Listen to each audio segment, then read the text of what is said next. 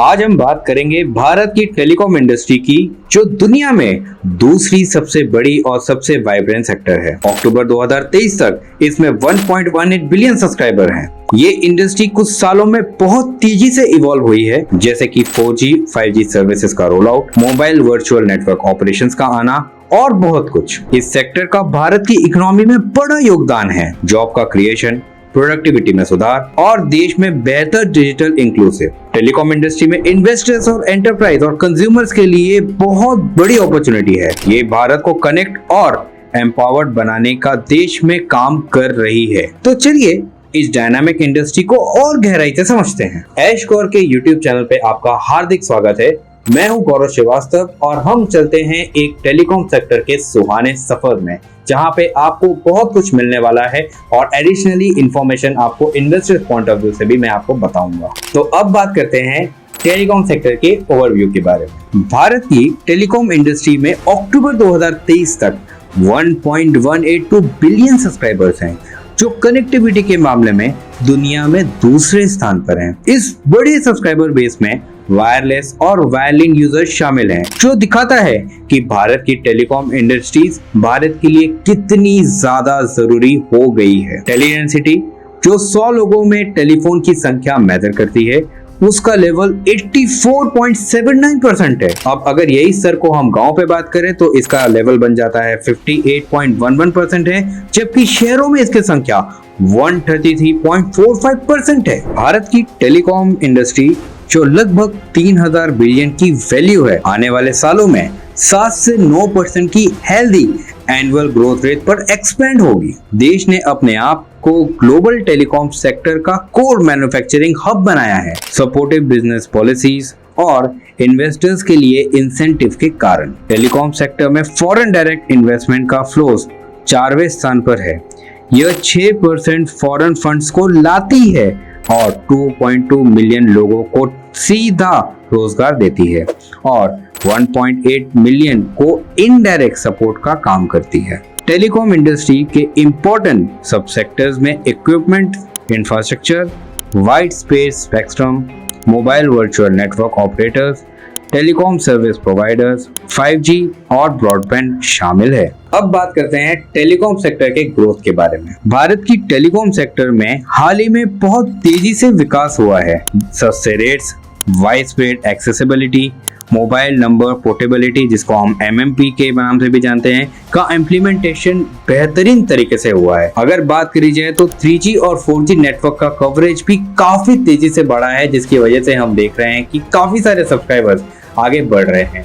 इस वक्त अगर बात करी जाए तो देश में सबसे ज्यादा चर्चा जिसका चल रहा है वो है 5G नेटवर्क्स।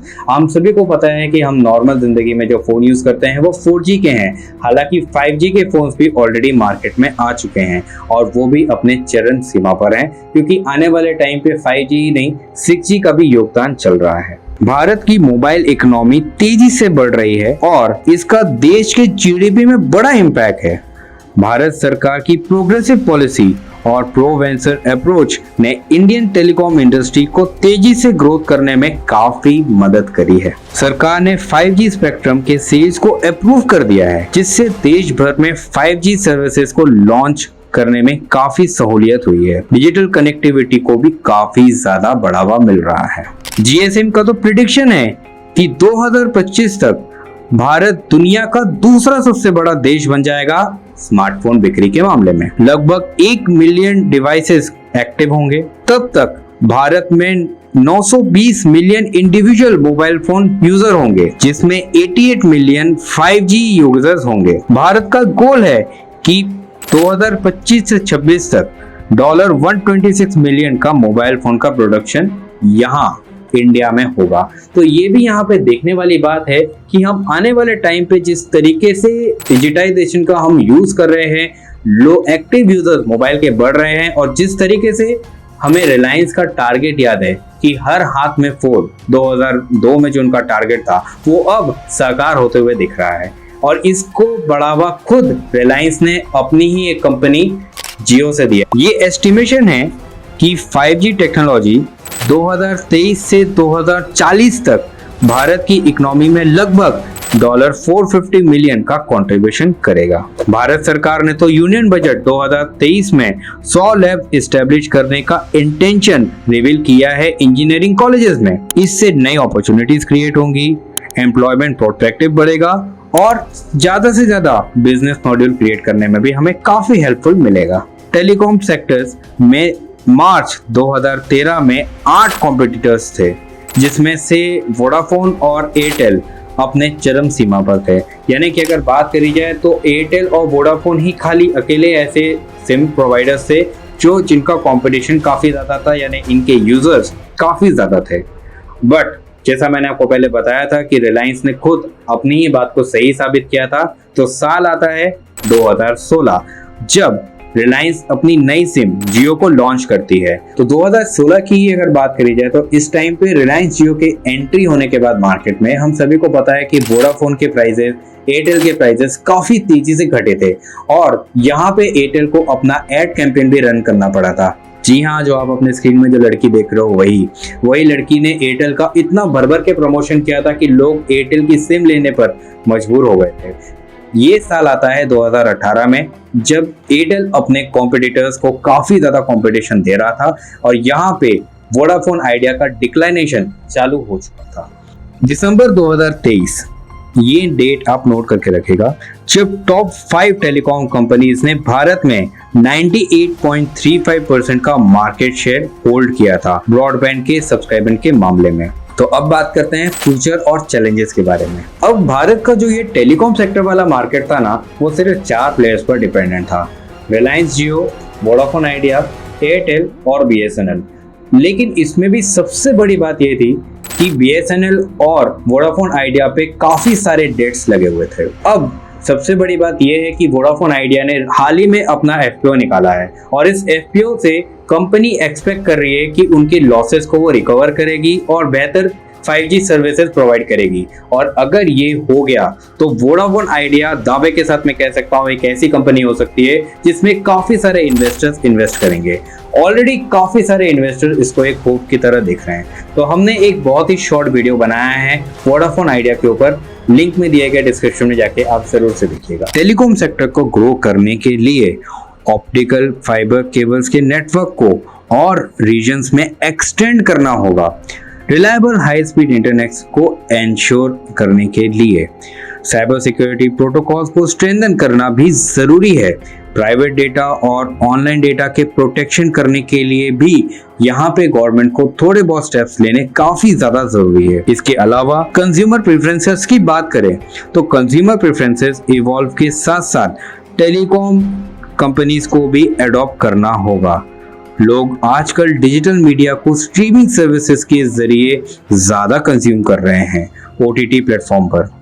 इस चेंजिंग लैंडस्केप में टेलीकॉम प्रोवाइडर्स को अपनी ऑफरिंग को इवॉल्व करना पड़ेगा। इस ऑडियंस को बेहतर सर्विस करने के लिए टेलीकम्युनिकेशन कंपनीज OTT प्रोवाइडर्स के साथ पार्टनरशिप बना रही है, एंटरिंग बंडल्स प्रोवाइडर करने के लिए जो स्ट्रीमिंग मीडिया और दूसरे डिजिटल मीडिया को ऑफरिंग शामिल है। अब बात कर लेते हैं इंटरनेट ऑफ थिंग्स की।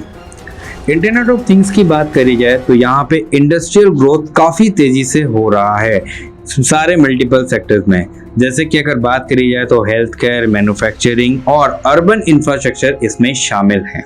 Internet of things full potential fulfil करने के लिए सेक्टर्स को एक रोबूस्ट और रिलायबल टेक्निक कम्युनिकेशन नेटवर्क का बैकबोन एक बहुत अच्छे वे में चाहिए, जिसको कि सपोर्ट किया जाए कटिंग एज सेमीकंडक्टर टेक्नोलॉजीज। तो अगर बात करी जाए तो अगर आप लोग स्कूल्स में पढ़ रहे होंगे या फिर जो लोग अपने बच्चों को स्कूल में भेज रहे होंगे, हम देख रहे हैं कि वहाँ पे डिजिटल बोर्ड्स का निर्माण ऑलरेडी हो चुका है और वहाँ पे एक बहुत ही छोटे अक्षरों में लिखा रहता है सेमी कटिंग एज टेक्नोलॉजी। यानी कि अब आजकल ये जो टेक्नोलॉजी है इसका यूज काफी सारी जगहों पे किया जा रहा है।